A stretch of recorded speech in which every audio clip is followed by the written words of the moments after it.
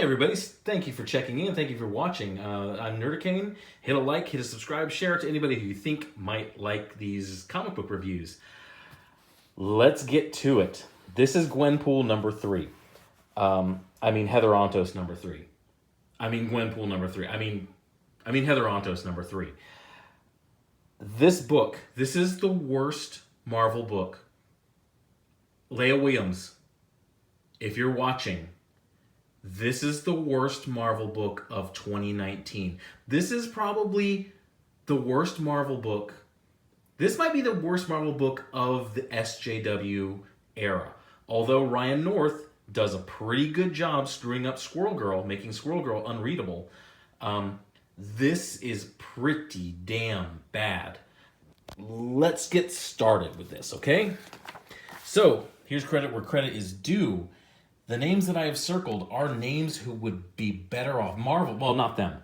Marvel would be better off packing up their offices, especially you, Jordan D. White, creator of Gwenpool, work girlfriend, tribute to your work girlfriend, Heather Ontos, Jordan D. White, Leah Williams, who has no track record in comics, with success in comics, so she gets to write 4 or 5 books here at Marvel Comics.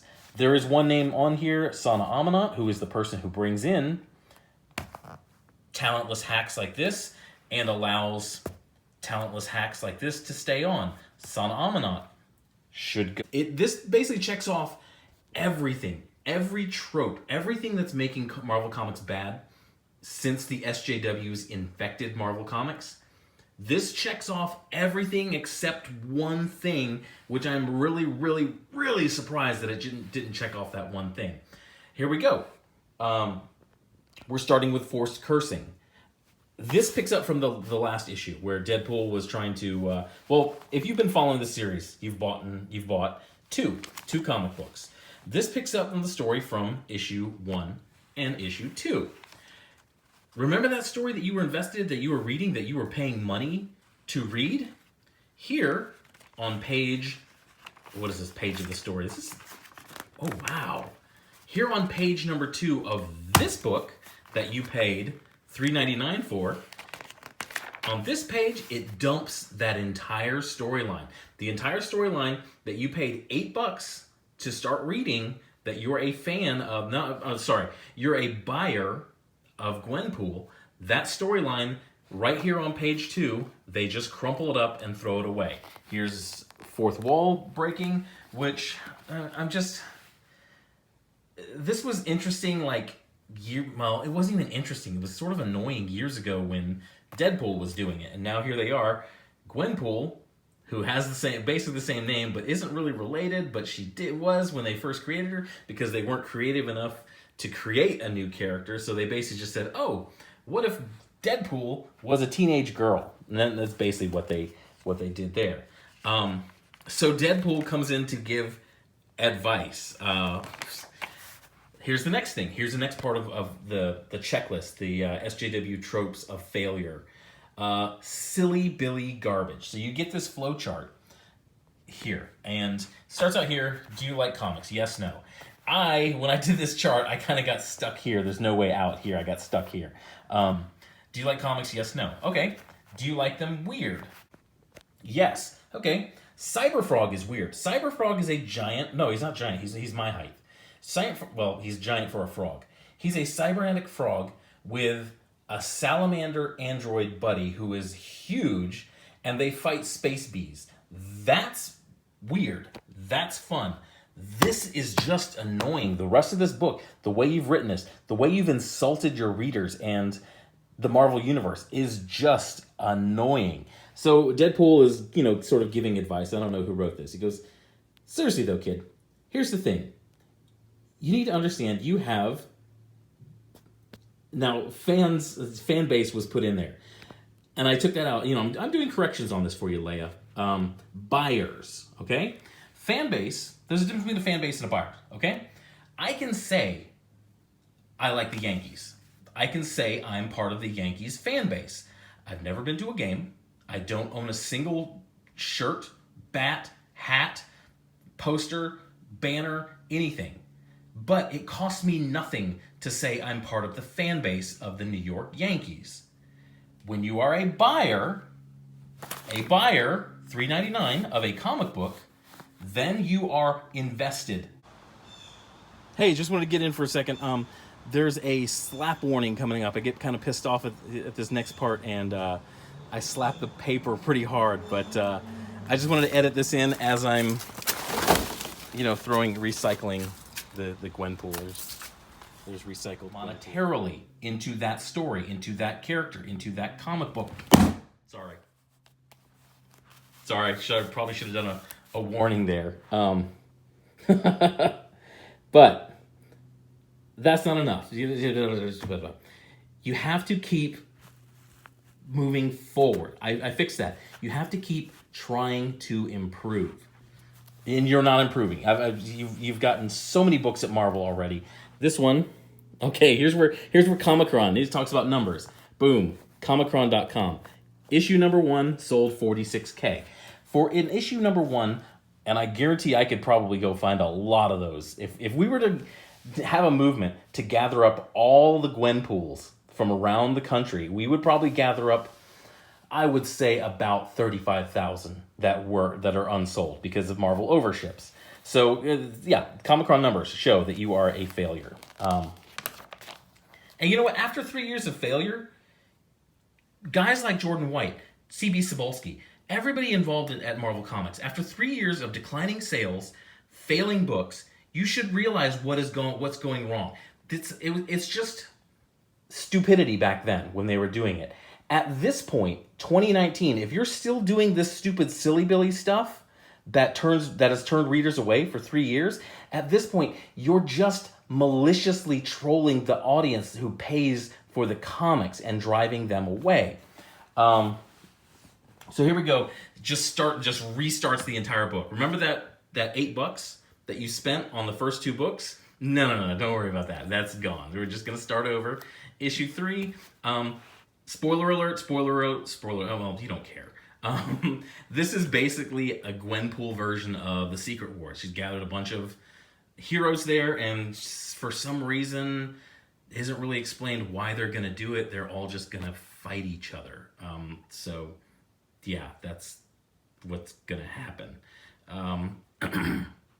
So you get, this is this is Spider-Woman, Tony Stark, Hulk in a wig, and Black Cat. So they're doing sort of, this is cringy. This is them, once again, this is Marvel misreading the actual buying audience. They think, oh, well, they like swimsuit issues. Is swimsuit issues back in the 90s, they started in the late 80s and the 90s. Even back then, they were sort of cringy, and they didn't, the people didn't really buy them that well. They were just kind of like cringy stuff. So we go in here, and it's like, okay, now let me clear some stuff up here. Okay, so we get this. I put a note. I have notes on this. I'm gonna do this. Let me clear this up for you. Okay. In the book, they put, you guys look good together. Now, this is something that SJWs do. Whenever they see Bucky and Steve Rogers together, they instantly go directly to this gay relationship. They are not. They have never been. Then they do that because they don't understand camaraderie between soldiers. They don't understand that type of bond. So when they see that type of bond, they instantly think, oh, they're probably having sex with each other. They're probably intimate with each other, because they don't understand the camaraderie, the closeness that soldiers develop in their time. There's guys who I served with, men and women, Melissa, L-Dog, Lebo, Kaz, Kendrick, Duffy, I can name them off. Back then, I'd have taken a bullet for any of them, and they would have done the same for me. Today, 2019, I would fight somebody for them. I would fight somebody who I had no chance of beating for them if it required it. I would do that. That's the type of bond that you create in the military with other guys. But these SJWs, they don't actually have friends. They have people who have the same goals, who, they're aligned in the same direction. But the person to their left and the person to their right would easily sell them up the river if they thought they could get ahead, if they thought it would get them a little more cred with their group. So once again, it's Gwenpool suggests, well, Leah Williams suggests, you guys should buy Jawbreaker's God King. That's there's the correction I did for you. No charge, no charge. So here we go. She's breaking them, silly Billy stuff, breaking them into teams. Once again, another thing I wanted to point out that's just these tropes. I'll go through the whole list. Misreading the actual buying audience. There's a reference to boobs, wanting to be a D cup on the cover, which they did. They think that's what we want. They think that's what the buying audience wants. Once again, they misread them with the swimsuit issue. Once again, they're misreading it. They're overestimating this phantom audience of millennials and SJWs. They don't buy your books. They don't actually buy your books. If they're getting your books, they'll go pirate a PDF of your book somewhere. That's what they'll do. The events and plots that don't matter. Once again, the events in this, don't matter. The events in this book makes the events in issue 1 and issue 2 also not matter, because on page 2 of this book, as I pointed out, they just threw it away. Outdated references. There is plenty of outdated references in this. Squad. Yeah, there's quite a few outdated references here from like years ago, and forced cursing. It's just I think the only thing they didn't touch on was TDR. They didn't really touch on TDR. So once again, I did corrections on this. They put the varsity team. Captain Marvel was never part of the varsity team. She was always a B-lister. So I have her here. Black Widow, a very interesting character. She would be part of the varsity team. Let's put her up there. Once again, we get Hulk in a wig. Invented to be eye candy, but given better character development later. By who? These characters, the reason why we know of these characters is because back when they were created, early 80s, 70s, even a few of them in the 60s, and she predates a lot of Marvel. A lot of Marvel comics. She predates a lot of that. All these characters were interesting before. Then once again, they kind of hit this one on the head. The older readers we're not really bewildered by it. We just need citation as to why these characters are interesting, why they're good. I think she's had 2 failed books, 2 canceled books, 2 canceled books, 2 canceled books. I think Moon Girl and Devil Dinosaur just got canceled because they really don't know what to do with her. And this, if they would go back to the cute Squirrel Girl, they might actually sell. And you gotta get what his name, Ryan North, off of that book. Oh my God, he's so terrible. So once again, blah, blah, blah, blah. So she's just silly Billy crap that doesn't matter. She's got them on this island. She's gonna make them all fight, although she has no reason. She has no reason to make them fight. She has no ability to make them fight, except there's all these lasers, but they can forfeit and quit without any repercussion, without anything. They actually go to, I'll show you it. They go to the Silly Billy break room where there's refreshments and characters who show up in the book that we didn't even know were there. Oh gosh. Once again, she has a part where Tony basically not even sucker punches Steve Rogers. This would not even register, okay? He's a super soldier. He has a super soldier serum. He does not have his suit on. A punch from him would do nothing to him. But once again, you don't understand. You know what? I think they do understand the characters. They just don't care about the old characters. And that's why they write them so poorly. Once again, she catches Bruce Banner, shoots him in the head like that's going to kill him. Well established that this does not work. I don't want to go past 15 minutes, so here we go. This is the fourth wall breaking. She wants to, give me here. There you go. Give me a D cup Terry. This book is so bad. Don't buy it. I'm really not going to buy. I got to cut back on my Marvel even more because they've hired frauds and talentless hacks like this.